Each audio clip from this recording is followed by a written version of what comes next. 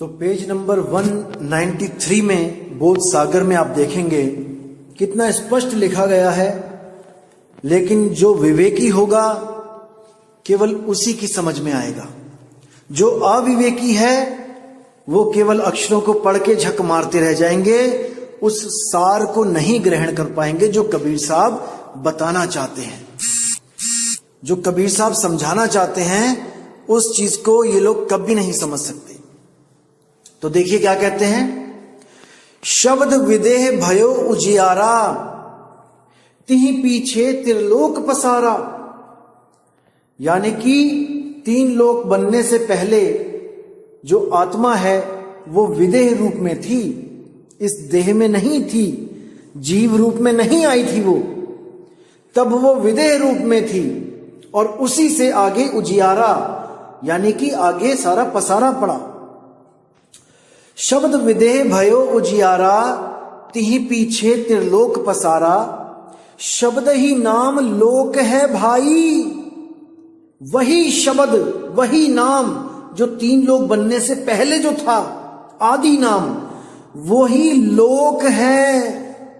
जैसे ये 3 लोक बना, उससे पहले जो शब्द था विदेह शब्द, वही चौथा लोक है भाई, समझो इसको। शब्द ही नाम लोक है भाई, नी अक्षर में रहे समाई। उसी नी अक्षर में वो सुरती समाई हुई थी इस 3 लोक का पसारा डालने से पहले, वही उसका लोक था। शब्द ही सुरती के लिए लोक था। अरे शब्द जो 3 लोक से पहले था उसी में सुरती रहती थी। सुरत समाये शब्द में, वाको काल ना खाए। उसी शब्द से ये सुरती अलग हुई है, इसलिए 3 लोक बनाकर उसमें बैठी हुई है। अब इसको नहीं समझ में आ रहा कि इस 3 लोक रूपी शरीर को छोड़ के कहां जाए, इसीलिए ये बार बार गर्भ में कर्म अनुसार धक्के खा रही है। अगर इसको ऐसा गुरु मिल जाए जो इसको शब्द विदेह का लखाव करा दे, विदेह का, देह का नहीं, जो आपको ये बोल दे कि परमात्मा देह रूपी है, वो विदेह को जानता ही नहीं है, अभी जानता ही नहीं है। इसीलिए साहिब ने बोला है आदि नाम पहचानो भाई। आदि नाम विदेह है, विदेह देह नहीं है। आदि नाम है सत्य कबीरा, सत्य कबीरा विदेह है। समझ जाओ इसको। शब्द शब्द सब कोई कहे, वह तो शब्द विदेह है। जीवा पे आवे नहीं, निरख परख कर ले। वो जीवा पे नहीं आता, और जो कोई जीवा पे अगर आपको मंत्र दे दे तो समझ जाओ वो काल का ही दूत है। अब कई लोग हमसे भी प्रश्न करते हैं कि आपके गुरु भी तो 4 नाम 5 नाम देते हैं बोलने वाला, तो वो भी तो काल के दूत हुए। नहीं भाई, वो आपको ये बता के दे रहे हैं कि ये नाम छुड़वा दिए जाएंगे जब आपको उस शब्द का बोध हो जाएगा। आप समझ जाओगे कि वो शब्द बोलने लिखने पढ़ने में नहीं आता, तब आपको ये नाम छुड़वा दिए जाएंगे। लेकिन जब तक आपको ये चीज नहीं समझ में आती कि वो विदेह शब्द है, जब तक आपको इन अक्षरों को दिया ही जाता है। क्योंकि कई भगत होते हैं जो कभी भक्ति से जिसका लेना देना ही नहीं है, सीधे मंदिरों से आ गए नाम लेने, या राम जी की पूजा करते हुए आ गए नाम लेने, कृष्ण जी की पूजा करते हुए आ गए नाम लेने। तो पहले उन्हें सतपुरुष उस सत्य शब्द के बारे में उससे प्रेम करवाने के लिए कुछ नाम दिए जाते हैं, ताकि उनके मुंह पे वो चीज रटे, उनको पता लगे कि हमने सत्य से प्रेम करना है, सत्य को पाना है। तभी तो वो उस चीज को खोजने के लिए तैयार होंगे, समझेंगे उन बातों को। तो क्या बोला है, शब्द ही नाम लोक है भाई, नी अक्षर में रहे समाई। नी अक्षर का परिचय होई। अब देखो यहां परिचय यानी पहचान। अब किसी से आपका परिचय करवाया जाता है तो पहचान करवाई जाती है, तो यहां नी अक्षर से पहचान करवाई जाएगी आपकी। नी अक्षर का परिचय होई, तब सतलोक पहुंचे है सोई। अब यहां सतलोक का मतलब कोई शहर नहीं है कि कोई बस्ती या गांव ऐसा सतलोक होगा, नहीं। ये नी अक्षर शब्द के लिए बोला गया है कि वो नी अक्षर शब्द जहां पे वो समाई हुई थी वो दोबारा वहीं समा जाएगी जब वो नी अक्षर का परिचय हो जाएगा। जीवत लोक बैठ पुनि जाई, सार शब्द में रह समाई। जीवत लोक बैठ पुनि जाई यानी जीते जी आप उस लोक में बैठ पुनि यानी दोबारा उस लोक में बैठ जाओगे जाके जीते जी। देखने में लगेगा कि आप तो यहां पे हो, आप तो 3 लोक में धक्के खा रहे हो, लेकिन आपकी सुरती उस शब्द में लीन होगी जो 3 लोक से परे है, जो चौथा लोक है। उस शब्द में, उस सार शब्द में आप समाये रहोगे। जब आप भक्ति करोगे तब वो अवस्था आपको जरूर प्राप्त होगी जीते जी। 1 दिन में 2 दिन का कहानी नहीं है ये, इसमें समय लगाना पड़ता है भाई। आगे कहते हैं अमर शब्द की होए चिन्हारी, अंबुदीप ताही बैठारी। जब उस अमर शब्द की चिन्हारी यानी चीन जाओगे आप उस अमर शब्द को, जिसको अजर शब्द, अमर शब्द, अकह शब्द कहा जाता है। ये जपना नहीं है। ऐसे गुरु मिलेंगे जो आपको जपवाने लग जाएंगे, आदि नाम, अजर नाम, अकह नाम, ये नाम, वो नाम। अरे भाई जपना नहीं है, उसको चीनना है। अमर शब्द की होए चिन्हारी, उसको चीन्होगे जब, तब अंबु दीपता ही बैठारी। तब उस दीप में, उस सार शब्द रूपी अंबु दीप में वो हंस जाके बैठेगा। अंबु दीप लोक कर नामा, शोभा कहा कहो निज धामा। जब उस लोक में आप समाओगे, उस शब्द में आप समाओगे, उसकी शोभा वर्णित नहीं हो पाएगी। क्या कहूं उसकी शोभा। अवर्ण रूप वर्णो नहीं जाई, उसका रूप ऐसा है कि वो वर्ण कर ही नहीं सकता उसको वर्णित कोई। अवर्ण है वो, उसका तो अनुभव किया जा सकता है केवल। अवर्ण रूप वर्णो नहीं जाई, धर्मदास सुनियो चितलाई। षोडश भान हंस को रूपा, और पुरुष ही महिमा अमृत अनूपा। अब ये जहां पे षोडश भानु आता है, यहां पे कई लोग भ्रमित हो जाते हैं पढ़ के कि षोडश भानु यानी कि 16 सूरज जितनी रोशनी हो जाती है। बिल्कुल गलत दोस्तों, ये कोड वर्ड होते हैं, इनको समझना सबके बस की बात नहीं होता है, समझ जाओ। षोडश भानु का मतलब है कि 16 जो गुण हैं, जिसको 16 सुप्त कहा गया है, जिस सतपुरुष के उस आत्म रूप के 16 गुण जो बोले गए हैं, ये उसको वापस प्राप्त कर लेगा।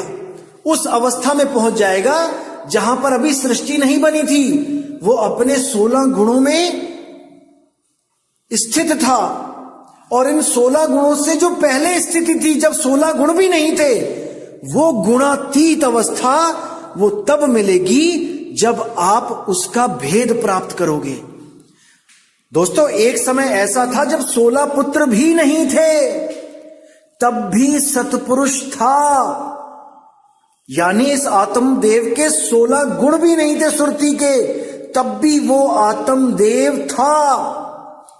जैसे ही 16 पुत्र पैदा हुए, 16 गुण प्रकट हुए, उसी में से जो तेज रूपी गुण था, तेज, वही तेज काल है।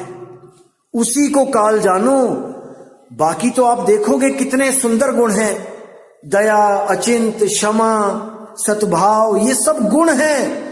लेकिन इन अज्ञानी गुरुओं ने इनको पुत्र बना के, जो कहानी कबीर साहब ने समझानी चाहिए धर्मदास जी को, उसको सत्य मानकर इन्होंने अपने अपने पंथ चला दिए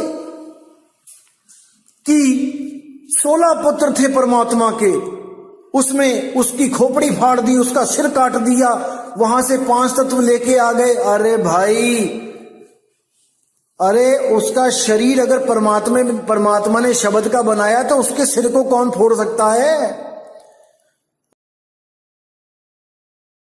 वहां पे भी अगर ये लट्ठम लट्ठा और ये सिर फोड़ना और ये दुख है तो भैया वहां पे भी नहीं रहना हमने, फिर तो वहां पे भी बंधन है कि उसका सिर फोड़ के ले आए 5 तत्व।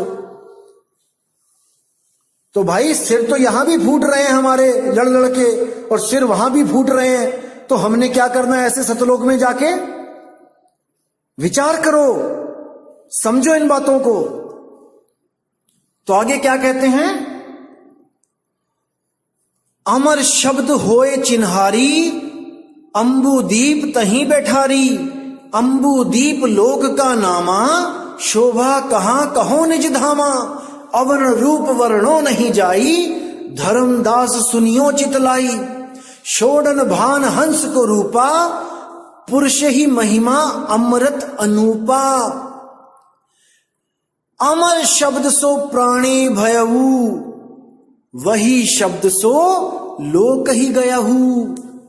जो उस अमर शब्द को जान जाएगा, जपेगा नहीं अमर नाम, जो उस अमर शब्द का भेद पा जाएगा, वही शब्द सो लोक ही गयहू। वही शब्द, उसी में सुरती टिक जाएगी और उसको मान लो कि लोक ही गयहू। समझो वही लोक को गया जो उस शब्द को चीन पाया। पान परवाना शब्द है सारा। अब ये पान परवाना वो शब्द है, ना कि ये 10 रुपए का पान घुमा के उसमें मेवे मिष्टी मीठा सौंफ डाल के खिला दिया तुम्हें। ये नहीं है वो पान। पान परवाना शब्द है सारा, वो सार शब्द ही पान परवान है।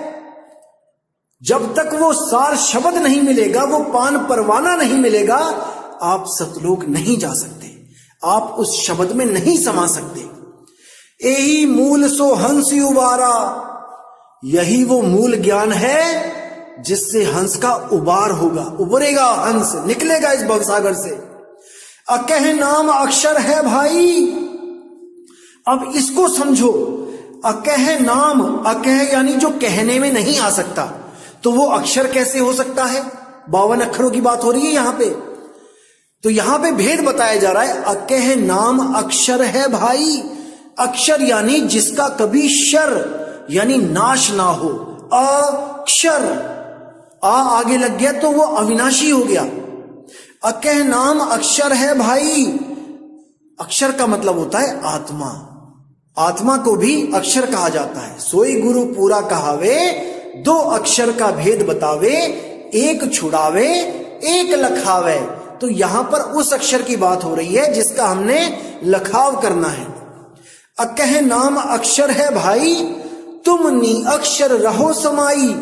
यानी उसी नी अक्षर में जो अक्षरों में नहीं है, वो आत्मा अक्षरों में नहीं है। उस नी अक्षर में रहो समाई, उसमें तुम अपनी सुरती को घुमा के लगा लो। नी अक्षर को करे निबेरा, कहे कबीर सोई जन मेरा। जो उस नी अक्षर आत्मा का निबेरा कर लेगा, वही मेरा हंस है। और जो अक्षरों को जप जप के अपना अनमोल जीवन नाश करेगा, वो कागा है, कौवा है। अरे जग में बहुत से काग हैं, कोई कोई हंस हमार। वो बिरला हंस कोई कोई है जो उस नी अक्षर को समझ के उसको ग्रहण कर ले। ऐसे भी गुरु मिलेंगे आपको जो नी अक्षर करते करते आपके कान में फूंक मार देंगे। कहेंगे ये भी नी अक्षर है, ये बोला नहीं जाता, पढ़ा नहीं जाता, लिखा नहीं जाता। अरे भाई, ऐसे तो ताली बजा के नाम दे दो। ताली भी, उसकी आवाज भी लिखी नहीं जाती, पढ़ी नहीं जाती, बोली नहीं जाती। मूर्ख बना दिया इन लोगों ने, मूर्ख। लेकिन अब नहीं बनना मेरे दोस्तों। विवेक लगा लो, बुद्धि लगा लो, जितनी मालिक ने दी है इंसानी चोले में, क्योंकि बाकी जन्मों में बुद्धि नहीं मिलेगी। बुद्धि निर्णय करती है सत्य असत्य का। परमात्मा को पाना बुद्धि का काम नहीं है, लेकिन सत्संग को सुन के सत्य असत्य का निर्णय करना बुद्धि का ही काम है। कई लोग कहते हैं कि बुद्धि, आप बुद्धि की बात करते हो, बुद्धि तो काल का रूप है। अरे मेरे भाई, लगाम जब तुम्हारी किसी जानवर के हाथ में आ जाती है तो तुम गुलाम बन जाते हो, और जब उसकी लगाम तुम्हारे हाथ में आ जाती है तो वो गुलाम बन जाता है। इसको समझो। बुद्धि तुम्हें तब तक भरमाएगी जब तक तुम्हारी लगाम बुद्धि के हाथ में है, और जिस दिन बुद्धि की लगाम तुम्हारे हाथ में आ गई, उस दिन जो तुम चाहोगे वो होगा। अभी मन के गुलाम हुए हो, जब मन तुम्हारा गुलाम हो जाएगा फिर तुम जीने का नजरिया देखना कि क्या हो जाता है। इसलिए मैं कह रहा हूं, अभी बुद्धि लगाओ सत्य और असत्य का निर्णय करने के लिए। शब्द को पाना बुद्धि का खेल नहीं है। मन, बुद्धि, चित्त, अहंकार, इन चारों की बस की बात नहीं है। वो तो सतगुरु जब भेद बताएगा तब निम्न पद में आके आपको उसको ग्रहण करना पड़ेगा, बात तभी बनेगी। लेकिन सत्य असत्य का निर्णय बुद्धि ही करती है। जैसे बैठे बैठे आपके मन में एकदम विचार आया, मन, बुद्धि, चित्त, अहंकार, इन चारों की मैं आपको क्रिया बताता हूं। बैठे बैठे एकदम मन में विचार आया कि चल शराब पीने चलते हैं। अब ये विचार किसने दिया? मन ने।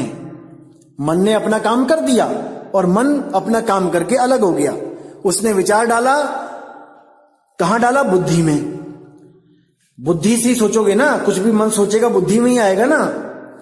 जैसे ही मन ने सोचा, बुद्धि ने कैच कर लिया उसको। अब बुद्धि वहां पे विवेक लगाएगी कि जाऊं कि ना जाऊं, सत्य असत्य का निर्णय करेगी। मन, बुद्धि ने कहा नहीं जाना, तो कहानी वहीं खत्म हो जाएगी।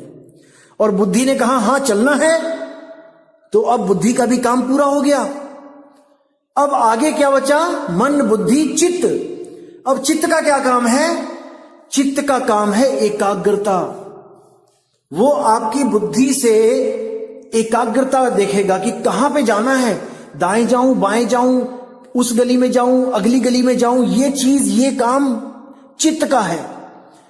चित्त ही घूमता है तीन लोक में। अब चित्त ढूंढ रहा है दुकान का एड्रेस, चित्त ने पा लिया। अब चित्त का काम भी खत्म।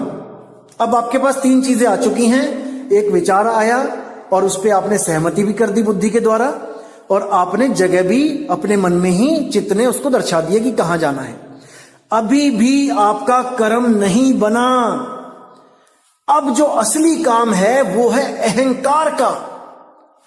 अब अहंकार आपके 60 किलो, 70 किलो, 80 किलो के शरीर को उठाएगा और उस दुकान तक लेके जाएगा, और इसी के द्वारा आपका कर्म बन जाएगा। मन, बुद्धि, चित्त, अहंकार। लेकिन जब यही चीजें, आप इन चारों शक्तियों को अपने भले के लिए यूज करोगे तो ये आपका पूरा साथ देंगी, क्योंकि इनकी लगाम आपके हाथ में है। जब आप सोचते हो कि आज सत्संग सुना जाए तो कौन सोचता है? मन ही तो सोचता है। मन ने सोचा कि हां सत्संग सुना जाए, और उसके बाद मन ही दोबारा विचार दे देगा कि नहीं, कुछ और देखा जाए। अब बुद्धि विवेक लगाती है, वहां पे बुद्धि निर्णय करती है कि सत्संग सुनना है कि कुछ और सुनना है। तब जब आप कहते हो कि हां सत्संग सुनना है, तो आप सत्संग को ऑन कर देते हो। चित्त और अहंकार के द्वारा, चित्त द्वारा पता लगता है कि कौन सा यूट्यूब चैनल है, और अहंकार आपका अंगूठा उस पर दबा देता है और सत्संग शुरू हो जाता है। तो इन चारों को आपने अपने बस में रखना है।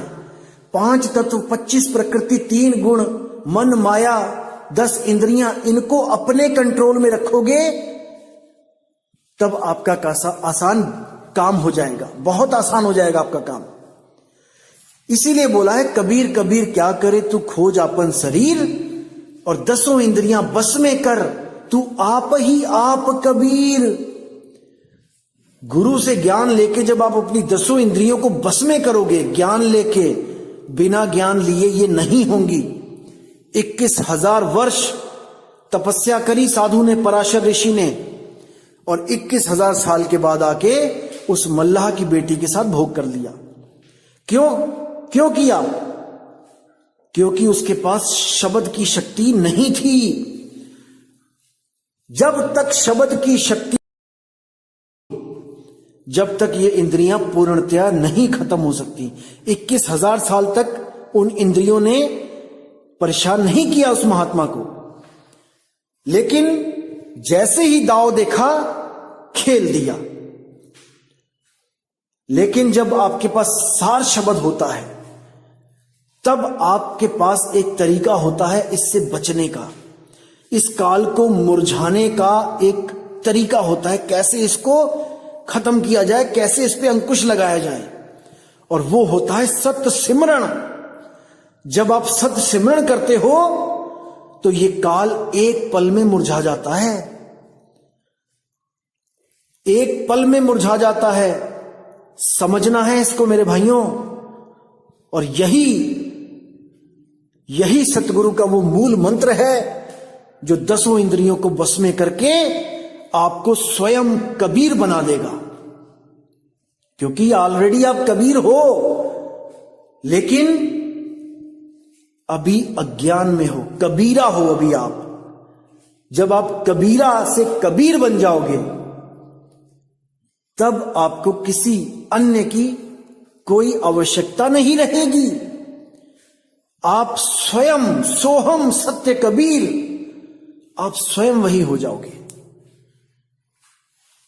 तो दोस्तों, इसी के साथ मैं ये सत्संग की समाप्त करता हूं और उम्मीद करता हूं कि आदि नाम हम भाग सुनाया, मूर्ख जीव समझ नहीं पाया। ये बात करके अब आपको कोई और मूर्ख नहीं बना सकता, नहीं बना सकता, जब तक आप स्वयं ना बनना चाहो। अगर आपने स्वयं मूर्ख बनना है तो बन जाओ, कोई मना ही नहीं है, लेकिन विवेकी हंस अब मूर्ख नहीं बनेगा। तो दोस्तों, इसी के साथ मैं अब विदा चाहूंगा और अगला सत्संग मैं बहुत जल्दी भेजूंगा और आपका पूर्ण विवेक जागेगा उस सत्संग को सुन के। और जो लोग कह रहे हैं कि हमें नंबर दे दो आश्रमों के, दोस्तों सब मिलेगा, आप फिक्र मत करो, हर चीज मिलेगी, समय पे मिलेगी, आप बिल्कुल फिक्र ना करो। मैं पूरा वर्क कर रहा हूं इस पे, हर शहर के, हर जहां पे भी आश्रम है, मैं सबका एड्रेस पता करने में लगा हूं और बहुत जल्दी ये कार्य समाप्त हो जाएगा और मैं पूरी लिस्ट इसको मैं YouTube पे डाल दूंगा, आप बिल्कुल फिक्र ना करें। तो इसी के साथ दोस्तों मुझे विदा करें। जय गुरु बंदी छोड़ वैराग साहिब, जय गुरु बंदी छोड़ साधु शरण साहिब जी की, जय गुरु बंदी छोड़ मदन साहिब जी की, जय जय गुरु बंदी छोड़ सतगुरु सत्य कबीर साहिब जी की सदा ही जय हो, सदा ही जय हो मेरे मालिक की। साहिब बंदगी सतनाम।